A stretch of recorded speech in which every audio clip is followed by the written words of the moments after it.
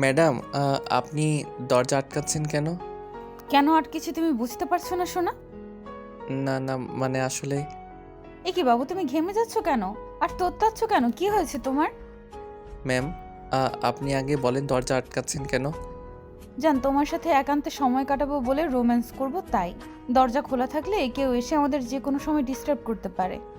কিন্তু ম্যাম, আপনি যেটা বলছেন সেটা তো কখনো সম্ভব না ম্যাম। আপনি এমন কাজ করবেন না প্লিজ।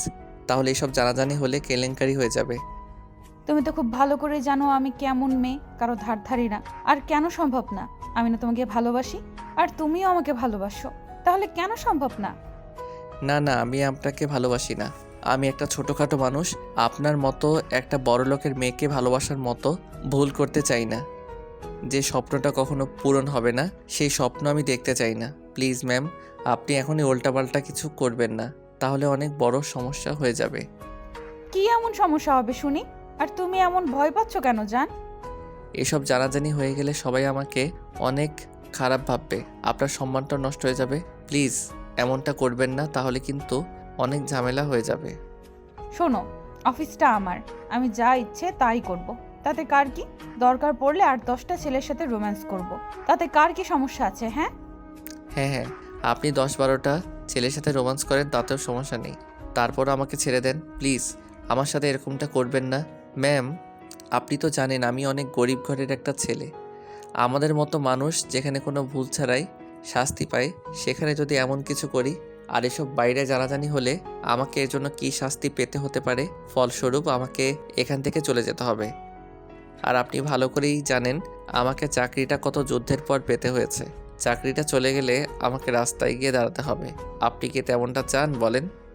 তোমার কি আমাকে দেখে 12 ভাতারি মেয়েগুলোর মতো মনে হয় যে আমি 10টা ছেলের সাথে রোম্যান্স করব? আর কি বলছো? আমি তো তোমাকে ভালোবাসি, তাহলে ছাড়বো কেন? শোনো, তুমি কেমন কি আমি সেটা দেখার বিষয় না। আমি তোমাকে ভালোবেসেছি তাই নিজের কাছে পেতে চাই। আর নিজের ভালোবাসার মানুষটাকে কাছে পাওয়াটা কি অন্যায়ের বলো? আমি তোমাকে ভালোবাসি তাই আদর করতে চাচ্ছি, তোমার সাথে সময় কাটাতে চাই। তার জন্য তুমি এরকম ভাবে বলছো? আর কি বলছো? তোমাকে চাকরি থেকে কে বের করবে? হ্যাঁ, এখন তো আমি অফিসের বস, তাহলে কে তোমার কি বললো তাতে কি আসে যায়? আমি তোমাকে বের না করলে কারো সাধ্যি নেই বের করার। দেখেন ম্যাম, আপনি যদি অফিসের মধ্যে এমন কিছু করেন তাহলে বিষয়টা অনেক দূর গড়াবে। আর জানাজানি হয়ে গেলে আপনার আব্বু গান পর্যন্ত পৌঁছাতে বেশি সময় লাগবে না, তখন অনেক ঝামেলা হয়ে যাবে। আমাকে অফিস থেকে বের করে দিবে। আর আপনি কি চান আপনার জন্য আমি অফিস থেকে বের হয়ে যাই? জানাজানি হলে জানবে। আমি তো চাই আব্বু বিষয়টা তাড়াতাড়ি জেনে যাক, কারণ আব্বু আমার বিয়েটা নিয়ে একটুও চিন্তা করে না। আমার কলেজাটাকে ছাড়া আমি থাকতে পারি না, সেটা বোঝার চেষ্টাই করে না। আর অফিস থেকে বের করে দিলে দিবে।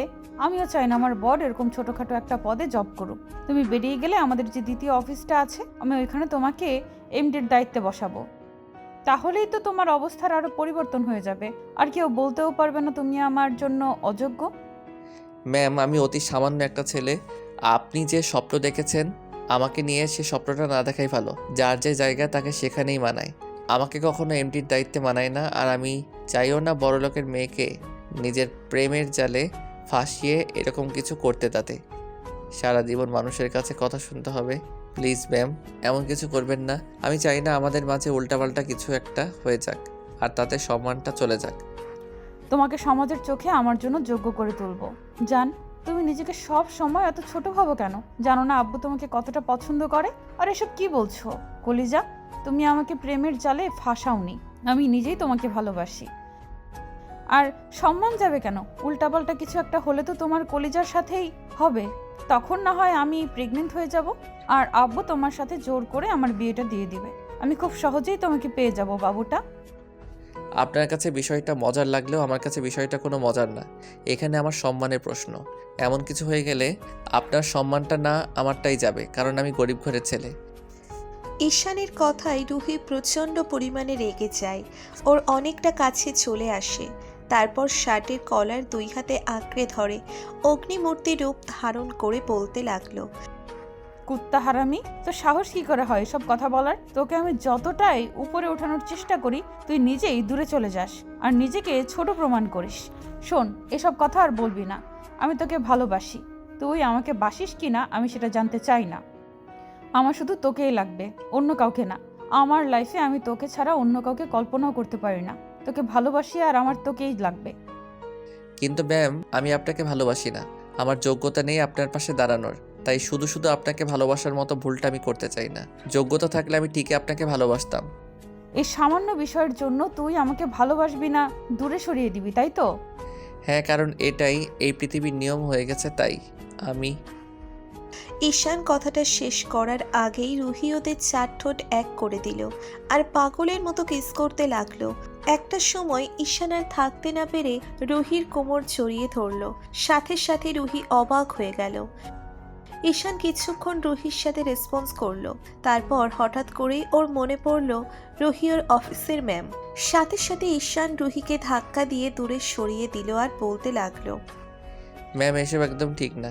প্লিজ আপনি এমন কাজ করবেন না যার জন্য সবার সামনে আমাদের অসম্মানিত হতে হয়। এত ভালোবাসি তারপরেও দূরে সরিয়ে দিচ্ছ। দেখেছো, তুমি না চাইতেও আমাকে আদর করছিলে, তাহলে কেন এইভাবে দূরে সরিয়ে দিচ্ছ? প্লিজ কলিজা, একটা বার আপন করে নাও।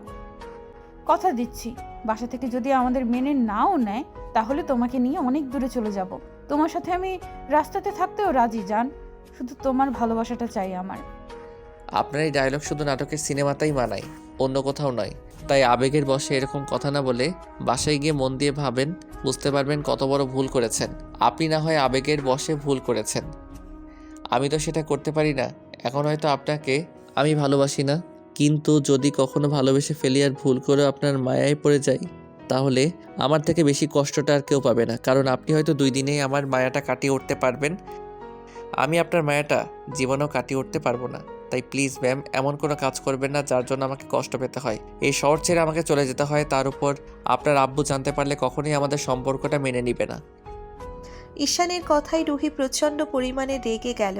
তারপর টেবিলের উপর রাখা একটা ফুলদানি দেওয়ালে ছুঁড়ে মারল আর ঈশানের কাছে এসে ওর শার্টের কলার ধরে বলতে লাগলো, তুই কি ভেবেছিস আমি কোনো বাচ্চা না যা আবেগ থেকে এরকম বলছি?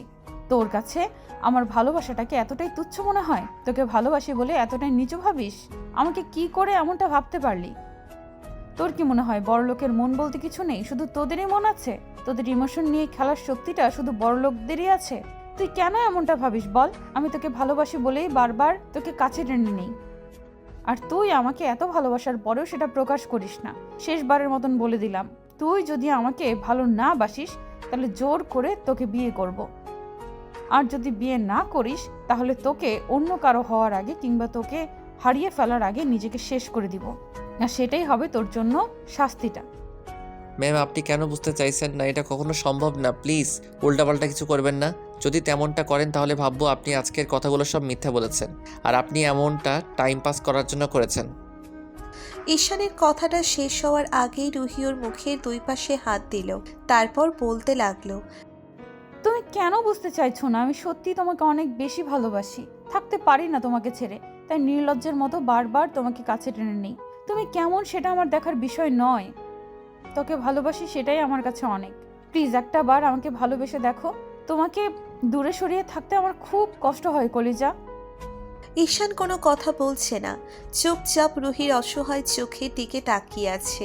ঈশানের চুপ থাকাটা রুহি সহ্য করতে পারল না, কান্না করে দিয়ে ওর বুকে মুখ গুজে দিয়ে ফুঁপিয়ে উঠতে লাগলো। ঈশানের বারবার মনে হচ্ছে রুহিকে বুকের সাথে শক্ত করে জড়িয়ে ধরতে, কিন্তু তারপরও নিজের অবস্থান আর যোগ্যতার কথা ভেবে মনে হচ্ছে যেটা হওয়াটা কখনো সম্ভব না সেটা নিয়ে না ভাবাটাই ভালো মনে করে দূরে সরিয়ে দিতে চাইছে।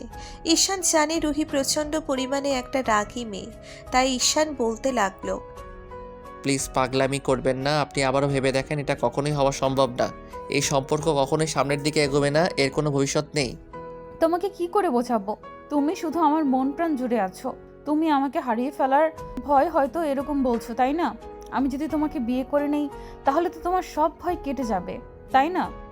কলিজা, তুমি আমাকে বিয়ে করবে বলো, আমি আজকেই তোমাকে বিয়ে করে নেব। প্লিজ বলো। তারপর শুধু আমার তোমাকেই চাই।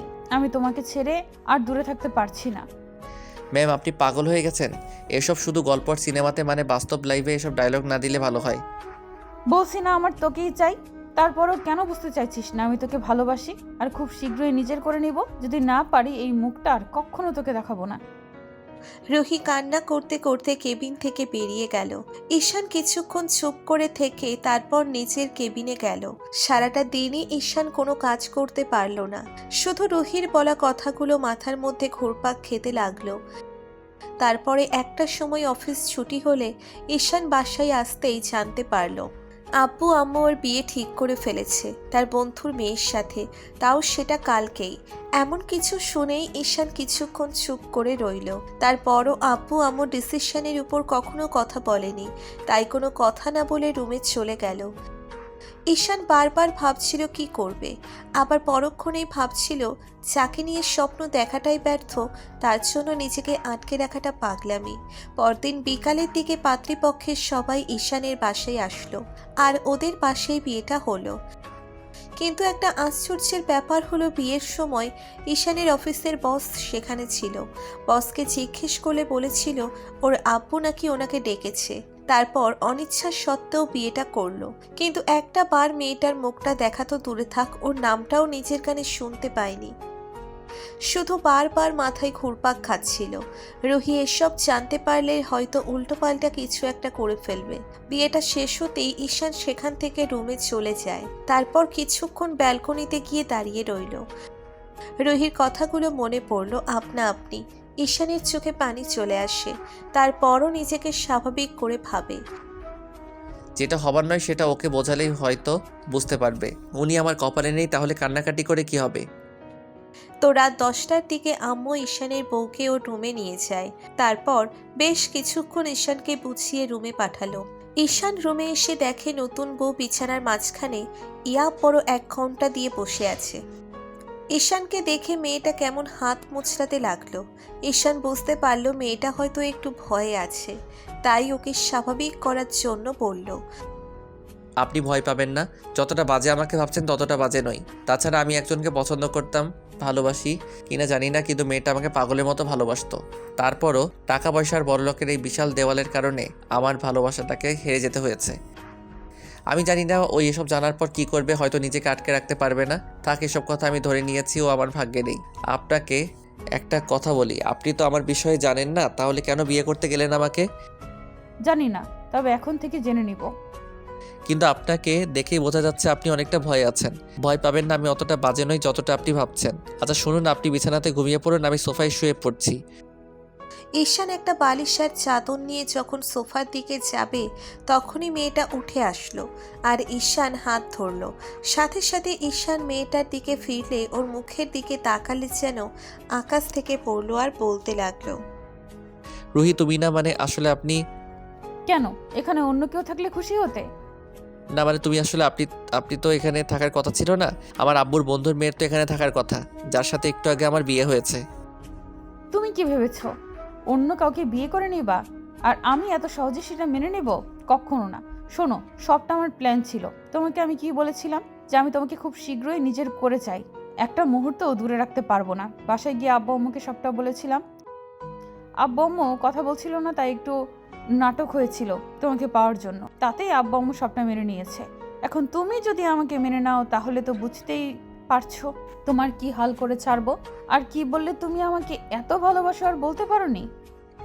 না মানে আসলে না মানে আসলে কি, আমি আর কিচ্ছু শুনতে চাই না। আজকে তুমি আমাকে অনেক ভালোবাসবে আর আদর করবে, আমি এর থেকে বেশি কিচ্ছু জানতে চাই না। আগে কি হয়েছে না হয়েছে আমি কিচ্ছু মনে রাখতে চাই না। এখন থেকে শুধু তোমাকে মনে রাখবো, তোমার ভালোবাসাটা চাইবো। প্লিজ আমাকে একটু ভালোবেসে নিজের করে নাও জান। রুহি কথাটা শেষ করার আগে ঈশান ওকে বুকের সাথে খুব শক্ত করে চেপে ধরলো আর কান্না করে দিয়ে বলতে লাগলো, ভালোবাসি প্রকাশ করতে পারিনি, লাভ ইউ পাগলি, প্রচণ্ড ভালোবাসি তোমাকে। আজকে দ্বিতীয়বার সেটা জানতে পারলাম। আই লাভ ইউ টু কলিজা, প্লিজ আমাকে একটু আদর করে দাও, আমি আর থাকতে পারছি না। তাই আচ্ছা ঠিক আছে, আজকে অনেক ভালোবাসবো তোমাকে।